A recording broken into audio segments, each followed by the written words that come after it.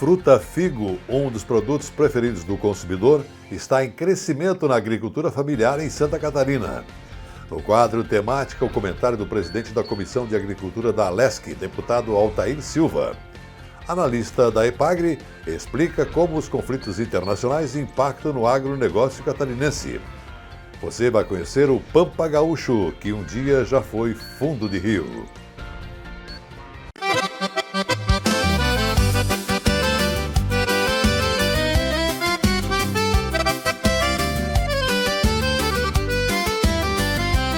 O nosso solo é um ser vivo, por isso precisa de atenção. Adubando corretamente garante maior produção. Com fertilizante organomineral, a colheita está na mão. No Fertimais e Cooperene Bio, mais o agricultor tem a solução. Procure na cooperativa da Fecoagro, que é fruto da união. Fertilizante organomineral é o futuro dessa nação.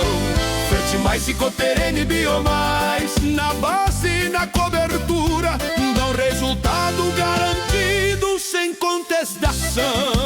Peça na cooperativa da sua região.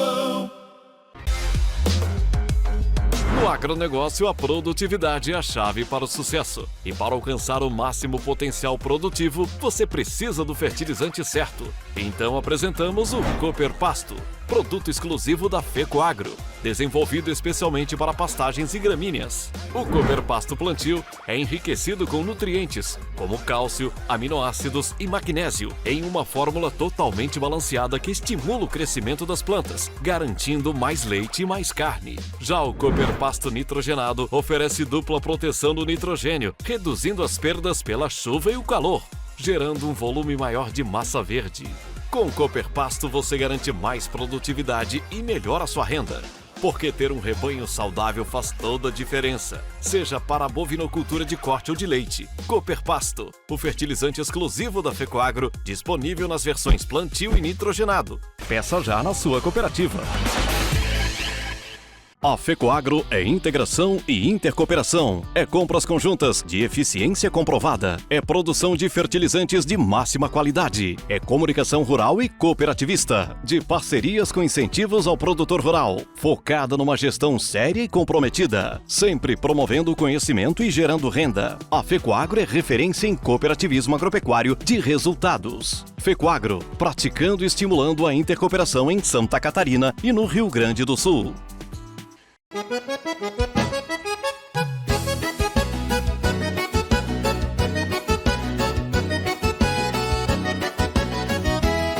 Nas várzeas e nas coxilhas, a semente brota do chão. Com adubos da Fecoagro, a colheita enche o galpão. Nobre Cooperene mais e Fertimais é a força que aumenta a produção. De Santa Catarina, o Rio Grande com qualidade e tradição. Onde tem agro tem chimarrão, onde tem fertilizante da Fecoagro, tem mais satisfação. Peça nas cooperativas da Fecoagro de Santa Catarina os adubos para a sua plantação.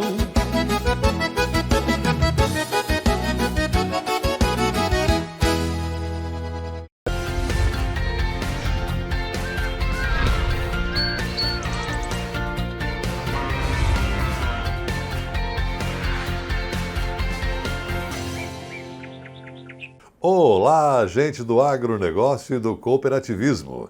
A fruta figo é um dos produtos preferidos do consumidor e da agricultura familiar aqui em Santa Catarina, onde o cultivo está crescendo. O figo agrega renda no campo e na cidade, tanto na produção in natura quanto na produção de mousse, a popular chimia. O figo carrega tradição, renda e memória afetiva. Em Arroio 30, o figo faz parte de um sistema produtivo diversificado, que reúne culturas variadas e estratégias para manter a propriedade ativa ao longo do ano. Aqui na propriedade da família Cividini, no interior do município de Arroio 30, no meio-oeste catarinense, eles têm uma diversidade de cultivares. Eles trabalham na produção de caqui, ameixa, pêssego, entre outras variedades. E também agora decidiram investir no figo. Bruno, por que vocês decidiram investir no figo? Por ser uma cultura tradicional da família já e ter uma rentabilidade em pequenas áreas, e por ser uma cultura que tem alguma plantação, mas destinada mais à industrialização. Consumo in natura na região não tem muita produção. E vocês querem que isso aconteça? E quero que isso aconteça. Estão investindo cada vez mais para trabalhar, chegar numa venda cidade maior, num comércio maior. O cultivo exige atenção em todas as etapas, desde o manejo até a colheita, que precisa ser feita com cuidado por se tratar de uma fruta sensível. A colheita é feita toda ela manual, porque demanda uma fruta bem sensível, e tem que colher nas horas mais frescas, devido à folha dele raspar na pele, tem que colher sempre com manga longa. E o ponto de colheita dele é quanto mais vermelho e ele tiver macio, maior o teor de açúcar dele, mas está no ponto ideal de colheita. Hoje a propriedade conta com cerca de 150 plantas, com uma produção que pode chegar a mais de 1 tonelada por safra, dependendo das condições climáticas. Hoje tem em torno de 150 plantas, a expectativa aí é uns 1.300 a 1.600 quilos. Tá bem bonito esse ano, bem carregado, o clima está colaborando. E apesar de ser conhecido como fruta, o figo guarda uma curiosidade que surpreende muita gente. O figo não é uma fruta, como vocês podem ver, ela é uma flor. Você abre ela, parece uma flor. Então, para vocês entenderem, o consumidor, o figo é uma flor, não é uma fruta, uma flor invertida. Mesmo ainda concentrado em pequenas propriedades, o cultivo apresenta boas perspectivas de crescimento no estado. Ainda é uma cultura mais de cunho familiar, de alto consumo, pequenas propriedades, pequenos consumos ainda, mas é atividade que eu vejo que tem uma grande, é promissora, tem um bom mercado aí, tem bastante procura.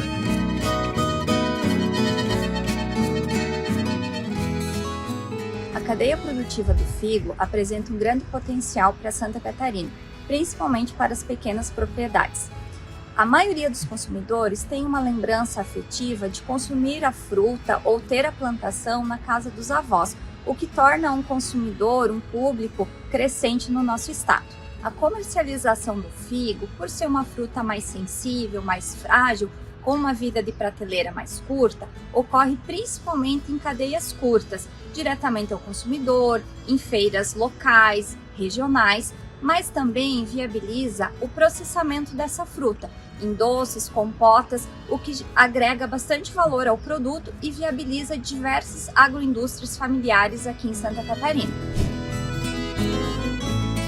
A força dessa produção também está na continuidade entre gerações, mantendo viva a tradição no campo. Como meu pai já plantava, né, na época nas décadas de 90, e através do incentivo dele, né, como a gente gostava, ele já foi um produtor que, na realidade, hoje com 92 anos, ainda ele gostaria de estar lá praticando atividade, mas, né, a idade impossibilita ele, né, e a gente foi adquirindo, herdou dele esse ânimo, essa coragem de trabalhar com a fruticultura também.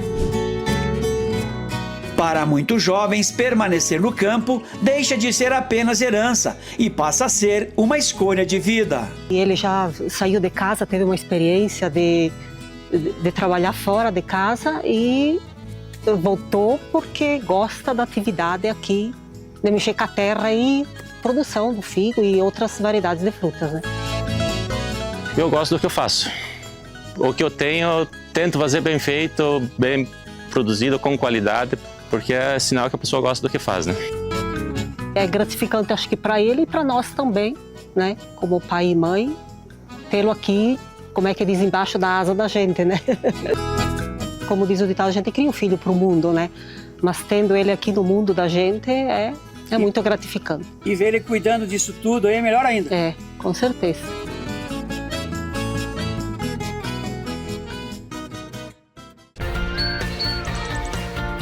Temática. Opinião das lideranças do cooperativismo e do agronegócio.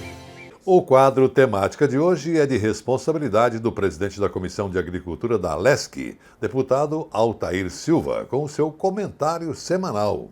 A lei que proíbe o uso do leite em pó importado ajuda o produtor de leite. Antes dessa lei, a indústria podia substituir o leite do produtor catarinense por leite em pó importado na substituição do leite em pó e derivados, principalmente para a fabricação de doces, chocolate, sorvete, pizza, bolacha, enfim, uma série de atividades industriais que utilizam leite em pó. O leite em pó importado é mais barato. Quando ele entra no lugar do leite produzido aqui, sobra leite no mercado e o preço para o produtor despenca. A lei não proíbe a produção, ela muda a regra do incentivo. Quem usa o leite do produtor catarinense mantém os benefícios dos impostos e não corre o risco de multas. Na prática, isso estimula a indústria a comprar o leite dos agricultores e dos laticínios catarinenses. Com o mercado mais equilibrado, o produtor pode continuar na sua atividade e, principalmente, manter a sua renda. Regra clara para proteger quem produz. E veja agora os assuntos que teremos logo depois do intervalo. A analista da Epagri explica como conflitos internacionais impactam no agronegócio catarinense. Você vai conhecer o Pampa Gaúcho, que um dia já foi fundo de rio.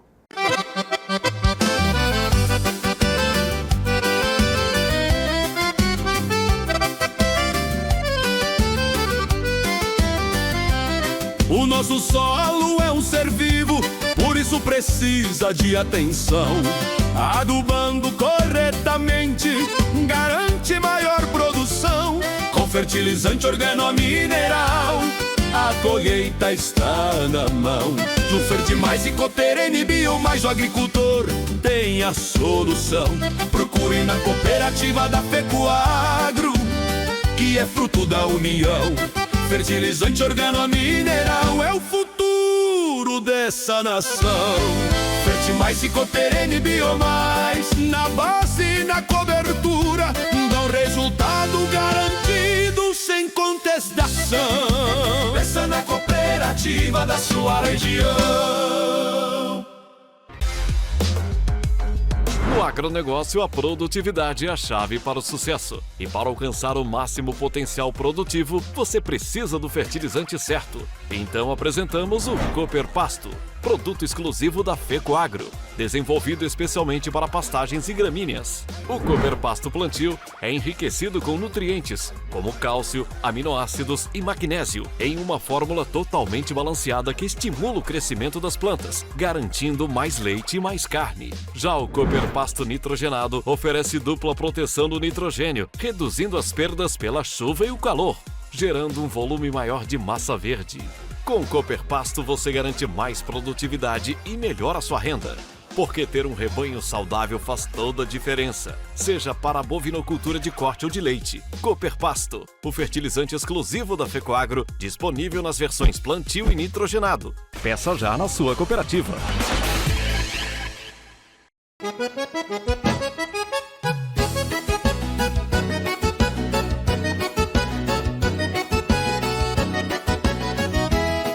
Nas várzeas e nas coxilhas, a semente brota do chão. Com adubos da Fecoagro, a colheita enche o galpão. Nobre Cooperene mais e Fertimais é a força que aumenta a produção. De Santa Catarina, o Rio Grande com qualidade e tradição. Onde tem agro tem chimarrão, onde tem fertilizante da Fecoagro, tem mais satisfação. Peça nas cooperativas da Fecoagro de Santa Catarina os adubos para a sua plantação.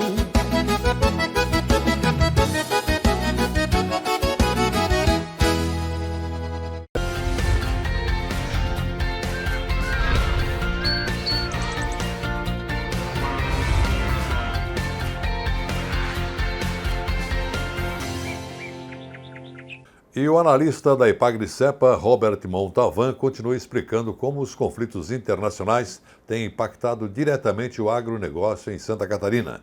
Nessa terceira edição, ele aborda os reflexos nas exportações, preços dos insumos, fertilizantes e produtos agropecuários, além dos desafios enfrentados pelos produtores rurais diante da instabilidade global. Bom, caso ocorram interrupções nas exportações, há o risco de que parte da produção permaneça no mercado interno. Isso poderia gerar excesso de oferta ou pressionar os preços aqui no Brasil? Essa é uma possibilidade latente, né, que se tem. E no caso que isso vier a se concretizar, de fato, o risco é sim de que os preços dos produtos no mercado interno tendam a descer por uma sobreoferta. Isso aí seria bom para o consumidor local, pela diminuição do preço, mas diminui a margem de lucro que pode ter o nosso produtor, diminuindo, então, essa possibilidade de, pelo menos, manter os custos de produção. É uma possibilidade. Precisaremos, sim, saber como é que o mercado vai se adequar nas próximas semanas para ver se isso aí efetivamente vai acontecer. E, nesse particular, é importante a gente saber que tem, sim, alternativas de mercado de exportação. E é aqui que a importância dos acordos internacionais para poder colocar, então, na indisponibilidade de uma zona, poder ofertar esses produtos em outros mercados internacionais tão competitivos quanto, né? Então, em relação à pergunta, sim, poderá acontecer, poderá ter esses efeitos, mas precisamos entender como é que, de fato, isso vai acontecer. Bom, diante de um cenário global cada vez mais instável, o planejamento se torna ainda mais importante para o setor produtivo. Quais estratégias podem ajudar o agronegócio catarinense a enfrentar um momento como esse de tanta incerteza? Bom, a gente tem feito um estudo interno em relação a quais seriam as principais ações para mitigar esses riscos que estamos mencionando, né? E, de fato, temos uma situação daqueles contratos que já estão em execução ou mercadorias que já estão sendo transportadas que podem estar barradas, né, pelo fluxo logístico. Nesse sentido, entendemos que é importante fazer uma revisão detalhada dos contratos que já foram assinados de exportação, né? Avaliar especificamente se existe dentro dos contratos de exportação o que se denomina a cláusula de risco de guerra e de que maneira pode ser implementada, então, para poder mitigar custos extraordinários ou perdas que possam acontecer. Quem está dentro dessa dinâmica, então, precisa fazer um monitoramento do crédito, quer dizer, ter uma cautela no momento de assinar novos contratos e entender de que forma vai ser essa dinâmica de pagamento, né? Para os próximos meses, tentar diversificar os fornecedores de insumos e estar atento aos preços.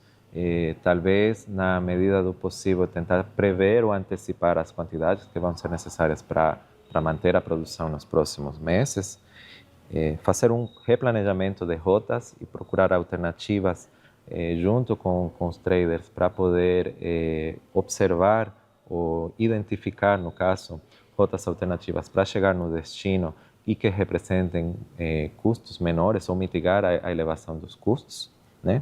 E, finalmente, e aqui é onde o Estado realmente se diferencia, que é o nosso fator sanitário. Então, isso é a nossa principal bandeira de diferenciação e de posicionamento no mercado. Então, independente do que acontecer, manter o rigor sanitário. Porque se nós perdermos isso, não adianta você ter alternativas, ter outras opções, que os mercados vão se fechar mesmo com guerra ou sem guerra. Então, manter o nosso rigor sanitário, que é a nossa principal bandeira, para poder chegar competitivamente com esse fator de diferenciação, que é o que ainda temos nesses mercados. E, bom, prever investimentos para poder diferenciar e trazer novos fatores de diferenciação para os nossos produtos. E, logicamente, saber que a Epagri, né, está à disposição dos produtores para fazer as orientações, né, e as recomendações segundo o caso, e que a gente está fazendo esse monitoramento para poder dar esse serviço ao nosso agro. Obrigada, Andreas, por ter aceitado o convite do SC Agricultura. Eu que agradeço, então fico à disposição para hoje quando for necessário. Obrigado. O Rio Grande do Sul guarda um patrimônio da humanidade que já foi fundo de rio. A equipe do Vale Agrícola embarcou em uma viagem pelas terras de Maria, em Caçapava do Sul, para entender por que essa cidade é a capital gaúcha da geodiversidade. Das rochas de 500 milhões de anos do Geoparque às profundezas das minas do Camaquã. O cenário é de tirar o fôlego. Veja. As estradas de Caçapava do Sul conduzem a um cenário que parece esculpido por mãos gigantescas. Aqui as rochas têm mais de 500 milhões de anos e guardam a memória de um planeta ainda em formação.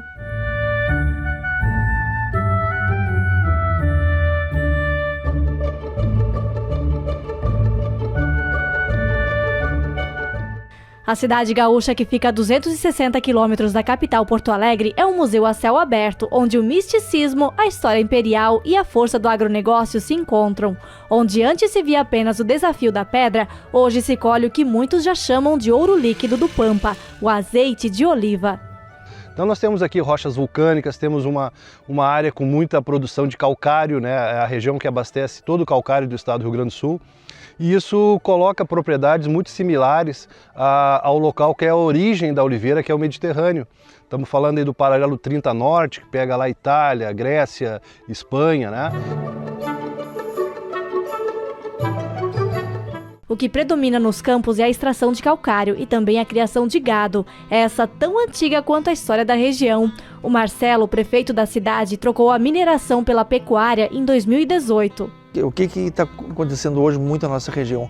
Integração lavoura-pecuária, ela vem aumentando cada vez mais. A nossa região específica de Caçapava é uma grande produtora de terneiros. O nosso sindicato rural, o Parque de Exposição, vende em torno de 54 milhões nas suas feiras. Então o pessoal faz o consórcio da lavoura de soja com as pastagens de inverno. Então algumas propriedades fazem ciclo completo, outras fazem só recria e terminação. Nós começamos a trabalhar com gado geral, gado comercial, e como foi apurando bastante o rebanho de Braford, nós começamos a registrar o gado Braford. E hoje nós trabalhamos em cerca de 600 matrizes, onde nós tiramos touro puro para venda, já participamos da exposição. São 160 hectares de planta, com 110 plantados com Tifton e 50 com Gix, destinados à produção de feno pré-secado e alimentação dos animais.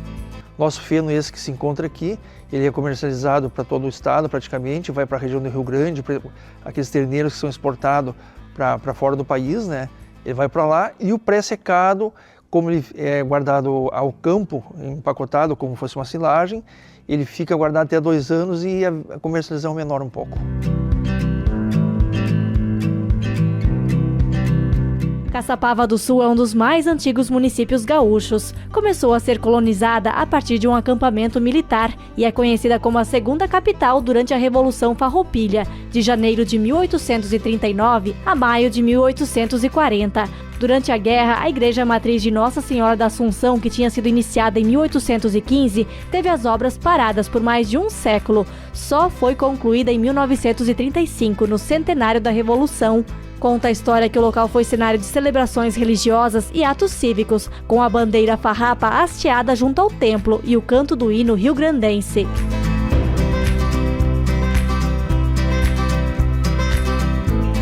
Também no centro da cidade é possível ver o Forte Dom Pedro II, construído entre 1850 e 1856 para proteger a fronteira sul contra invasões argentinas. A estrutura, um polígono hexagonal em pedra e cal, entretanto nunca foi concluída ou usada em batalha, mas segue como patrimônio histórico, cultural e turístico tombado pelo IPHAN.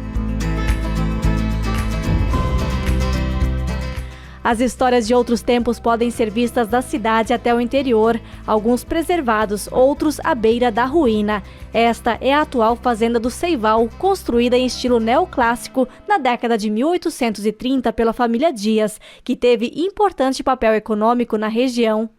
E eu tenho aqui para mostrar uma foto do Major Sigefredo Bittencourt e da primeira esposa dele. Essa foto, ela deve ter sido tirada em 1840 e poucos, 50 por aí. É o chamado daguerreotype, que é o primeiro modelo de fotografia feita no mundo, que tem a origem na França. Inclusive eles querem uma fotografia muito cansativa, porque tu tinha que ficar 10 minutos parado. Se alguém lembrar de ter visto, a maioria das vezes eles estão encostados num suporte ou com flor, porque para não ficar 10 minutos paradinho dava um cansaço. Então aqui, ó, a gente tem que dar uma mexida para ver o tipo de foto, tá? Um espelho com memória que preserva o olhar de quem desbravou estas terras há quase 2 séculos. Os registros indicam, inclusive, que Dom Pedro II dormiu nesta casa, quando estava a caminho de Uruguaiana, na Guerra do Paraguai. Só um parentezinho aqui, a minha avó nasceu em 1904, ela gostava muito de ir na fazenda, passar as férias, porque lá tinha a cama que Dom Pedro dormiu, ela dizia que dormia na cama do Dom Pedro, e também tinha telefone. E aí o pessoal da cidade já ligava para lá, para a fazenda, e aí disse que montava, aparelhava uma charrete e saíam correndo para levar os recados vindo da cidade. A casa segue até hoje em propriedade de familiares. Havia um projeto para a construção de um hotel fazenda, mas que ainda não saiu do papel.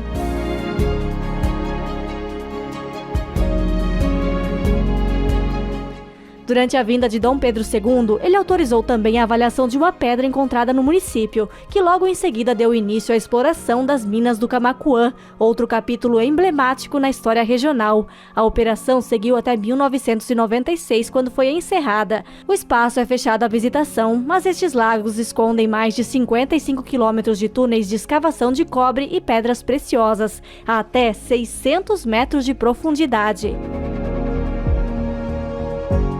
A vila, que chegou a ter mais de 5.000 moradores, hoje parece fantasma. O Cine Teatro Rodeio, que teve auge nas décadas de 70 e 80 como polo cultural, aguarda projetos de recuperação.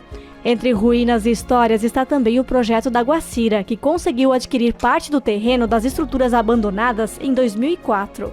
Por que essa área? Porque faz parte também da minha história. Então, o que a gente está fazendo? Aos poucos, reativando prédio a prédio, e construindo, então, procurando deixar o mais original possível a parte da história, incluindo uma casa de crianças.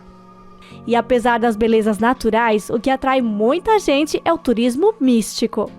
Considerado por muitos pesquisadores como sendo o 5º ponto magnético do Brasil, em matéria de magnetismo.